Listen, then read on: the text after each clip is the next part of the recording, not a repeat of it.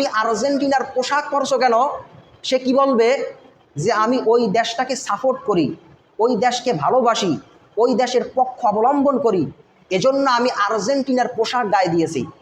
আরেকজন দেখবেন ব্রাজিলের পোশাক, ব্রাজিলের গেঞ্জি পরে।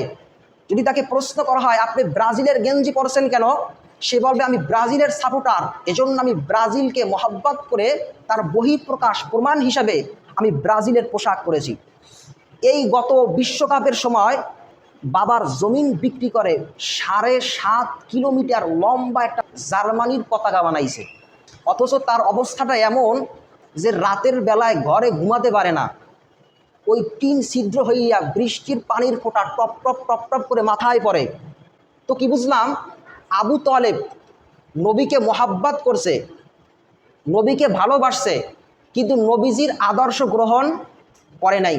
অতএব ভালোবাসা এক জিনিস, মুখের থেকে বললাম আমি নবীকে ভালোবাসি, আমি আল্লাহকে ভালোবাসি, কিন্তু বাস্তবে আমল করা, প্রমাণ করা সেটা ভিন্ন জিনিস।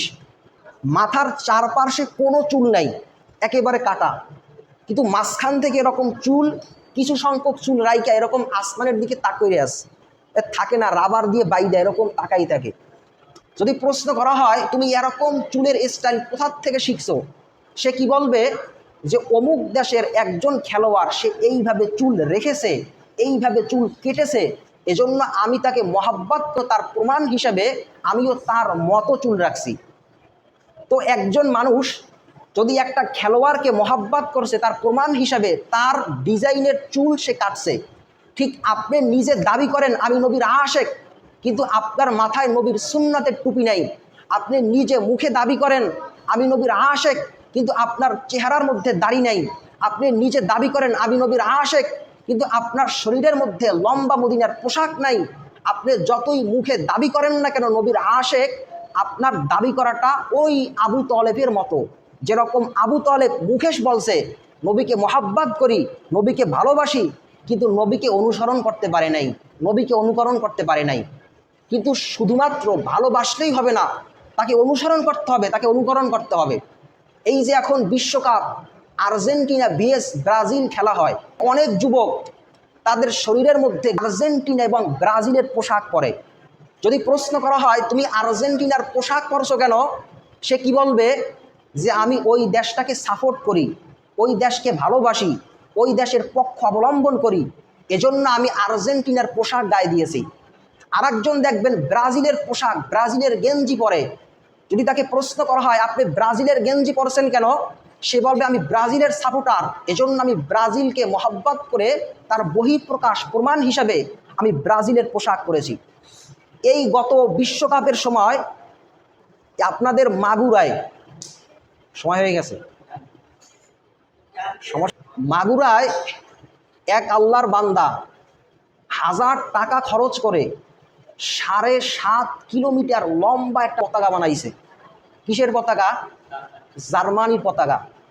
অথচ তার অবস্থাটা এমন যে রাতের বেলায় ঘরে ঘুমাতে পারে না। ওই টিন ছিদ্র হইয়া বৃষ্টির পানির ফোঁটা টপ টপ টপ টপ করে মাথায় পড়ে।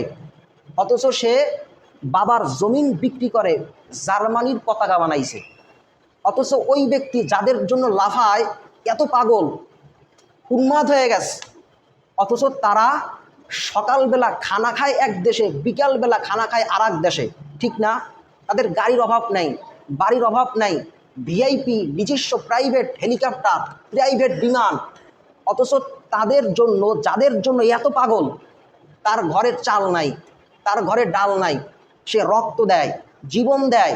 তোর রক্ত বেইছে তুই পতাকা বানা, তোর কিডনি বেইছে তুই পতাকা বানা। মানুষ বাঁচতেছ একটা কিডনি হইলেই হয়, 2টা লাগে, তো তুই কিডনি বেইছে পতাকা বানা। মানে এত পাগল হয়ে গেছে।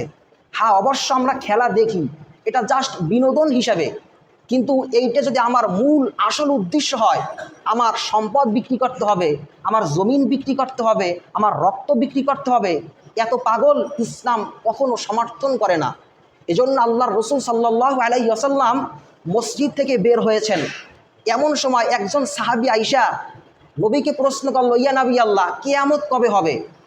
নবী আরবি আলাইহিস সালাতু ওয়াস সালাম একটু রাগে বললেন, হে আমার সাহাবী, তুমি আমার কাছে জানতে চাও কিয়ামত কবে হবে, অথচ আমি তোমাকে প্রশ্ন করছি তুমি ওই কিয়ামতের জন্য কি প্রস্তুত করেছো, কি জোগাড় করেছো?